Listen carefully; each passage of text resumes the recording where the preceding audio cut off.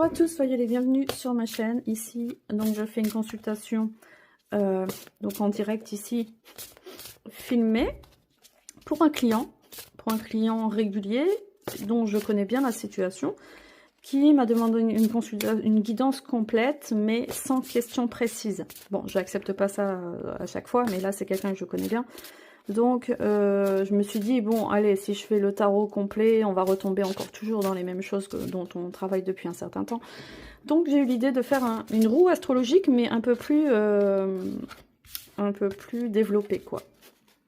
Avec un mélange d'oracle et tout. Donc on va faire une roue astrologique avec le grand Tétela, sachant que le grand Tétela donne des messages spirituels assez importants. On est sur un travail énergétique quand même assez fort. Donc là, on se concentre, et je vous fais le tirage en live, comme ça vous voyez aussi comment je fais. Voilà, donc en ce moment, je propose une fois par semaine des guidances de environ 45 minutes à 1 heure sur YouTube à 20 € au lieu de 59 €. Donc vous pouvez faire votre demande par mail. Voilà. Donc je me lance. On se concentre sur mon client.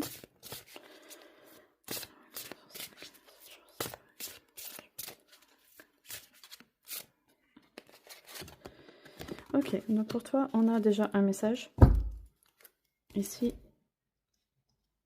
Donc je vais prendre, c'est l'oracle des mythologies. Abel et Caïn, numéro 35.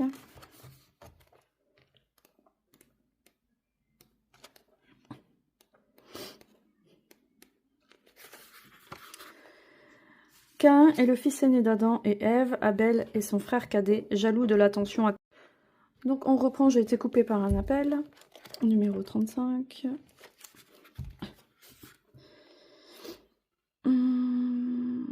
Donc on suit les conseils d'Caïn et Abel, le vrai visage de l'humanité. La mère des deux fils, horrifiée, comprit que la violence humaine pouvait être semblable à celle des animaux et que l'humanité était capable de tuer. Leur père, plein d'amertume, comprit que la vie et mort étaient étroitement liées. Caïn souffrait de ne pas se sentir reconnu dans son œuvre par Dieu, d'être mal aimé et rejeté par lui. Jaloux de la position de favori de son frère Abel, Caïn se révolta et l'égorgea. Avec ce fratricide, Caïn devint l'initiateur d'une première confrontation à la mort et Abel offrit la vision du premier homme mort. Caïn fut condamné à l'exil, à errer sur terre loin du divin, livré à lui-même et face à sa responsabilité.